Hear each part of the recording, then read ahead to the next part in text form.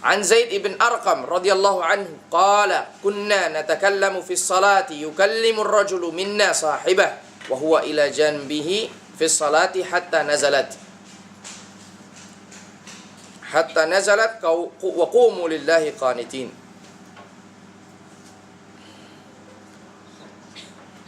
Fa umirna bis sukuti wa nuhina 'anil kalam.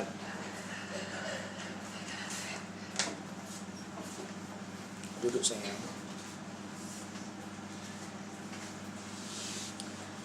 Kata Zaid bin Arqam, kunna natakallamu fi shalah. Kita dahulu biasa berbicara di dalam salat. Ngobrol di dalam salat. Ya, berbicaralah mungkin karena kebutuhan, keperluan dan yang lainnya. Bahkan digambarkan di sini yukallimur rajulu minna sahibah wa huwa ila jambihi. Salah seorang di antara kita berbicara dengan sahabatnya wa huwa ila jambihi fi shalah. Dan dia ada di sampingnya di dalam salatnya. Hatta kejadian ini terus berlaku di zaman itu sampai turunlah firman Allah Ta'ala, hafidhu ala salawati was salatil wusta wa qumu lillahi qanitin. Fa umirna bis sukut. Maka kami diperintahkan oleh Nabi SAW. Tentu di sini kalimat umirna. Kalau kita perhatikan hadis ini tidak menyebutkan qala Nabi SAW. Hanya menyebutkan umirna. Sehingga hadis ini hadis kalau boleh disebut adalah athar, tetapi athar yang apa? Mauquf tapi apa? Fi hukmil rafa. Hukumnya marfu sampai kepada Nabi SAW karena tidak ada yang memerintahkan selain daripada Nabi SAW. Fa umirna bis sukuti, maka kami diperintahkan oleh Nabi SAW untuk diam. Wa nuhina 'anil kalam, dan kami dilarang untuk berbicara. Diperintahkan untuk diam dan dilarang untuk berbicara.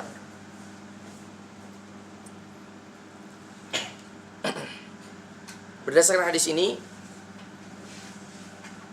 menunjukkan tafsir dari firman Allah Ta'ala pada kata qanitin. Sehingga makna dari qanitin adalah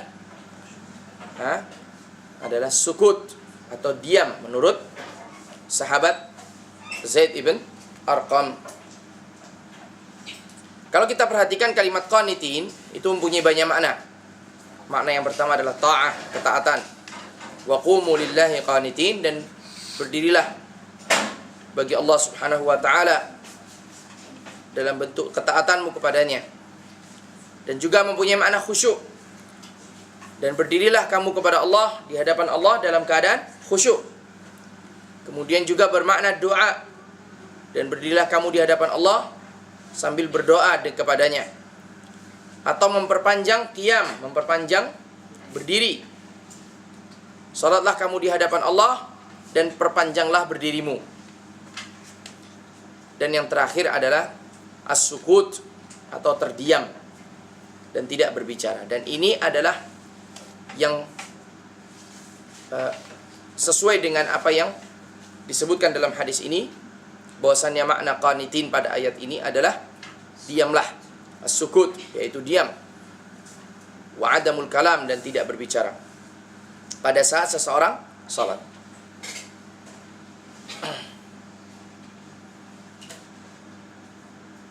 Dan kalau kita perhatikan lam di sini, yaitu pada perkataan anil kalam wa nuhina anil kalam, al di sini adalah lil ahd. Dan yang dimaksud kalam atau perkataan di sini adalah apa yang pernah dilakukan oleh para sahabat sebelumnya. Dan kami dilarang untuk berbicara sebagaimana kami dulu melakukannya. Nah, hadis ini menunjukkan kepada kita bahwasannya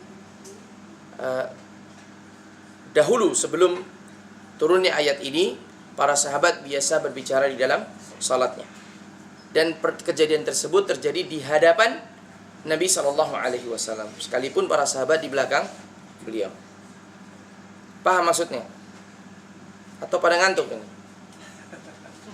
Hal ini terjadi, yaitu perbicaraan kalam, pembicaraan para sahabat Nabi SAW satu dengan yang lainnya terjadi di hadapan Nabi SAW, sekalipun di belakang beliau.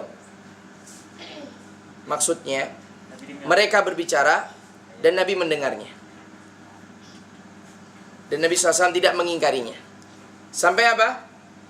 Sampai turunnya firman Allah Ta'ala, hafidhu ala salawati wa salatil wusta wa qumu lillahi qanitin, yang mana kalimat qanitin bermakna as-sukut atau diamlah, wa adamul kalam, dan tidak berbicara.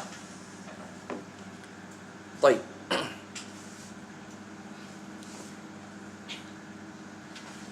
Dan ini sedikit banyak mengajarkan kepada kita bahwasanya dalam syariat itu ada apa? Ada nasikh wal mansukh. Ya, ada nasikh wal mansukh. Ada hukum yang terdahulu yang dihapus dengan hukum yang datang terakhir atau kemudian. Dan di sini ketika seseorang di dalam salat yang mana semestinya dia menyibukkan dirinya untuk berdoa kepada Allah Subhanahu wa taala, berbicara dengan Allah Subhanahu wa taala,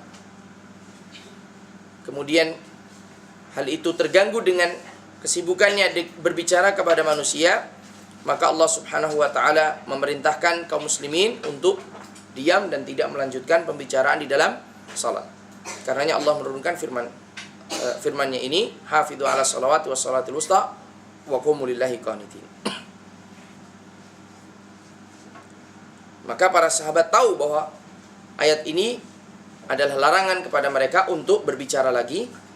Karenanya setelah turunnya ayat ini, mereka menghentikan pembicaraan di antara mereka. Dan ini ada faedah yang begitu besar, bahwasannya para sahabat ketika dilarang oleh Nabi Shallallahu Alaihi Wasallam, mereka segera meninggalkannya.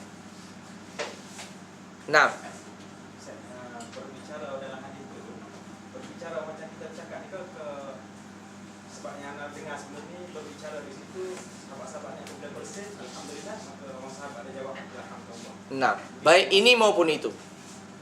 Baik ini maupun itu.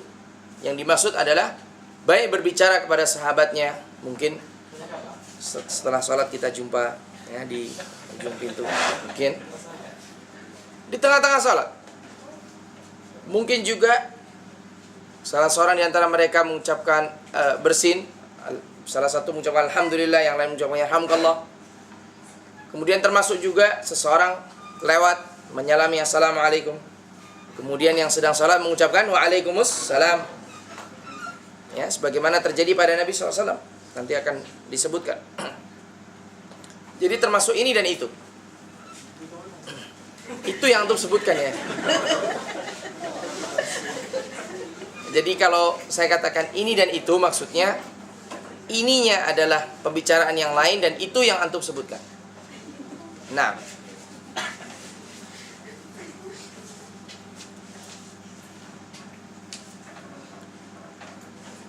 kita lanjutkan. Hal ini seperti, jadi para sahabat apabila mendapatkan larangan baik dari Allah Subhanahu wa taala maupun dari nabinya, mereka langsung menghentikannya. Ini kelebihan para sahabat. Yang sampai hari ini banyak di antara kaum muslimin yang nanti dulu.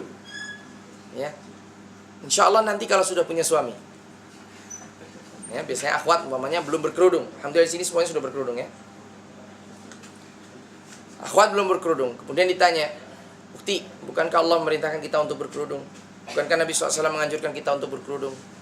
Ukti mengatakan, "Ya, insya Allah setelah bersuami. Nanti kalau suami saya memerintahkan saya berkerudung, saya akan berkerudung." Ternyata mendapatkan suami yang tidak suka wanita berkerudung, maka dia tidak jadi mengerjakan. Ini perintah, bagaimana larangan? Seorang wanita mendengarkan larangan dari Allah Subhanahu wa taala untuk membebani suaminya. Ya. Tetapi dia masih terus membebani suaminya dengan permintaan-permintaan seperti yang dilakukan oleh para istri Nabi SAW kepada Nabi Sallallahu Alaihi Wasallam. Padahal sudah jelas-jelas mendengarkan firman Allah Ta'ala larangan untuk melakukan hal itu, yaitu larangan untuk meminta yang lebih kepada suami, bahkan memojokkan. belikan gelang, belikan gelang. Besok diulang lagi, belikan gelang lagi, belikan gelang. Kalau ada uang saya belikan. Besoknya belikan lagi, belikan lagi. Dan ini membuat suami menjadi susah. Dan apa yang terjadi? Terkadang suami untuk memenuhi kebutuhan istrinya, akhirnya dia rela untuk jatuh ke wadah yang haram, entah berjudi, entah mengambil harta yang haram, riswah, ya. Dan itu diantara penyebabnya adalah para wanita. Ya, perhatikan masalah ini penting sekali. Jadi sekalipun tidak sebab secara langsung, tetapi sebab secara tidak langsung. Maaf, hari ini ada mau'idhah untuk para akhwat. Nah, di sini kejadian itu juga seperti yang terjadi pada para sahabat ketika turun firman Allah Ta'ala tentang khamr. Ketika diturunkan firman Allah Ta'ala tentang khamr, innamal khamru wal maisir wal ansabu wal azlamu rijsun min amali syaitan fajtanibuh. Maka di saat itu juga para sahabat araku. Mereka yang sedang minum-minum, bukan satu teguk lagi, bukan. Ya, atau ini gelas terakhir, tidak. Maka mereka meninggalkan. Al-an intahaina. Sekarang kami berhenti. Kemudian mereka tuangkan sampai digambarkan bahwa syuqaq Madinah, yaitu ganggang di Madinah ini dibanjiri dengan khamr.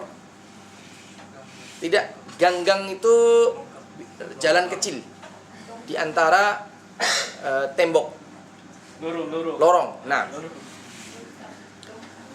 lorong-lorong di antara atau jalan-jalan di antara rumah-rumah ini menjadi penuh dengan dibanjiri dengan khamr. Bahkan masjid-masjid tidak terkecuali. Sebab mereka terbiasa juga minum di masjid ketika itu. Ya. Hal ini terjadi karena kekuatan iman para sahabat. Ketika mendapatkan larangan, mereka segera meninggalkan. Nah, kita akan sebutkan khilaf di antara para ulama.